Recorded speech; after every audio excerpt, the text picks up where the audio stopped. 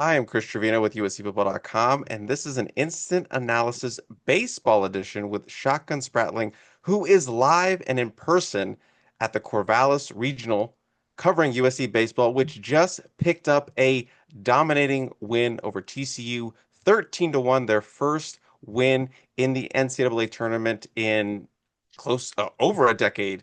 Shotgun, I want to talk to you about this win.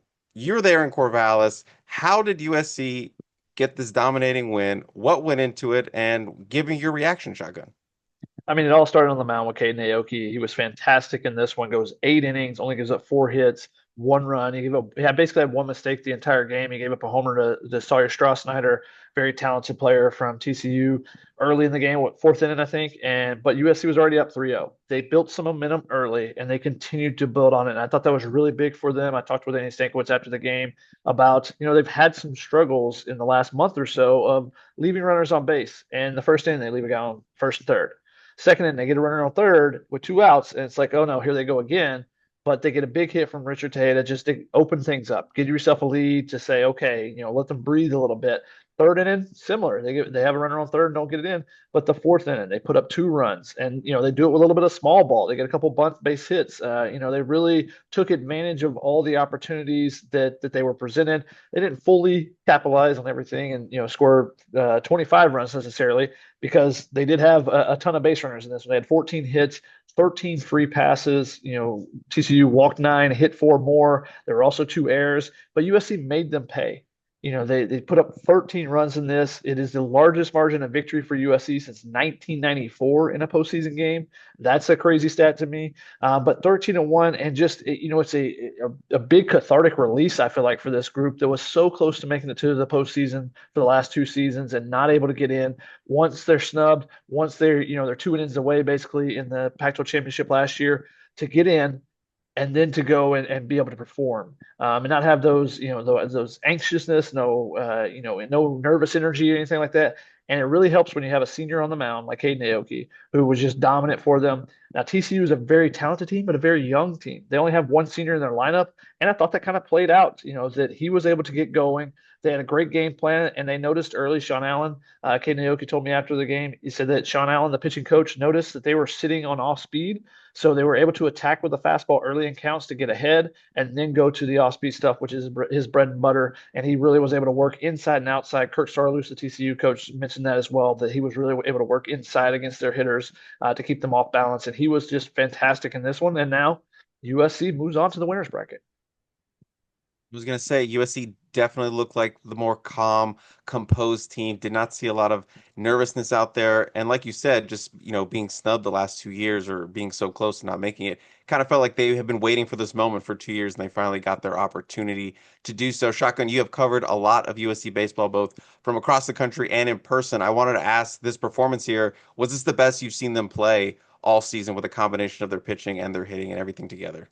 I mean, that's a great question. I think so. I mean, this is the fact that they were able to get so many hits, drive in runs, and actually talked to a member of the coaching staff before the game, and he said against Tommy Lepore, against TCU starter, he said we're not going to be able to single this guy to death. We're going to need somebody to come up with a huge swing, to a long ball. And they really prepared for Tommy Lepore, who's a guy who was up to 99 miles an hour in the first inning. He was a very heavy fastball, gets on you. And so they prepared by stepping out of the batting cage and taking hacks even closer to the machine. That was something they were doing in warmups, in batting practice for it. So they were really prepared for that. Well, Lepore leaves in the fourth inning. They knock him out of the game. I thought it was a pretty quick hook by TCU. They wanted to go their bullpen, and Luis Rodriguez did a great job getting them out of a jam in the fourth inning, holding USC to 1 run to make it only 3-0. But then USC just kept adding, kept adding, kept adding. So yeah, I think it was probably their most complete performance. And the thing that was most impressive was how they continued to ride the momentum. 1 run in the second, 2 runs in the fourth, and hey, you could have gotten more because they had the bases loaded with no outs, and they scored 2 runs. But then sixth inning, they get 3 runs. They add 3 more in the seventh, and then they push it out of reach in the ninth with 4 runs, just taking advantage. The pitcher for TCU threw 14 straight balls, actually. So he loaded the bases with walks, and then he hit somebody to bring in a run. So they capitalized and took advantage of some of those mistakes that TCU had, and were able to run it. And now I think this gives them a ton of momentum going into the next game. And We'll see who they match up with because Oregon State and St. Mary's are about to play here in a little bit. But I think USC actually matches up pretty well with both of these teams with who they have going on the mound with Mason Edwards, the lefty, against an Oregon State team potentially that doesn't hit lefties very well. It comes into this game or comes into this weekend hitting 247 against lefties. That's 40, 50 points lower than what they do against righties. So maybe it's a good matchup for USC. Maybe they could be in a great place to make some noise in this region. TCU had to go to their bullpen. I wanted to give you more of an opportunity to talk about USC's pitcher that did not have to come out of this game for 8 frames. A really impressive performance for their senior Caden Aoki. 4 hits allowed, 1 earned run, and 6 strikeouts across 114 pitches, I believe, with 80 strikes. Just a master class performance. And his debut in the NCAA tournament, he was on point, Shotgun.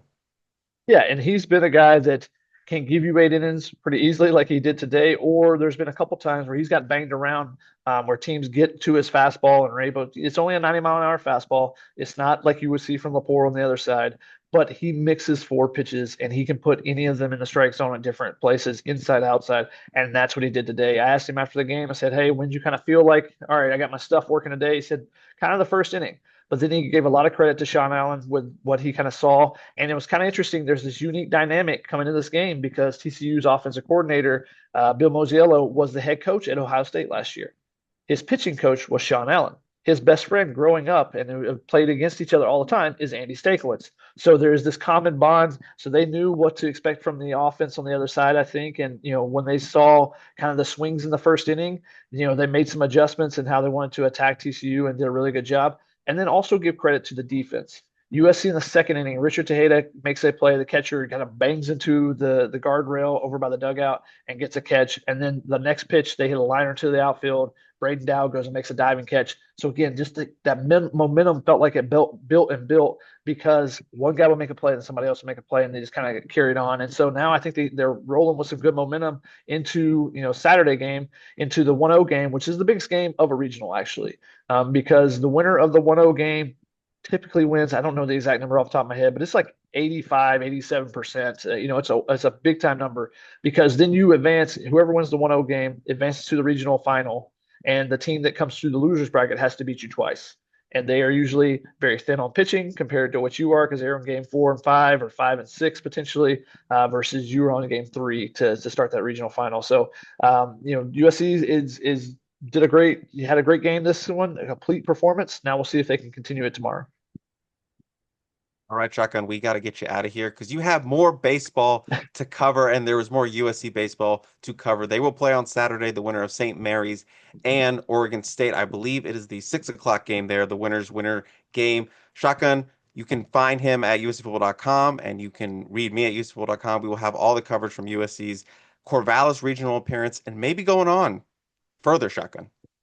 Hey, one game at a time, but off to a great start. This was really good to see from them with all the struggles they've had getting into the postseason. And then even if you look back to 2015 when they got in, they took a no-hitter into the seventh inning, I believe it was, Kyle Davis against Virginia. They lose that game, get thrown in the losers bracket, and then they were fighting from behind that whole weekend and kind of ran out of gas in that one. So, they're in a great place after one game. Now we'll see what they can do the rest of the weekend.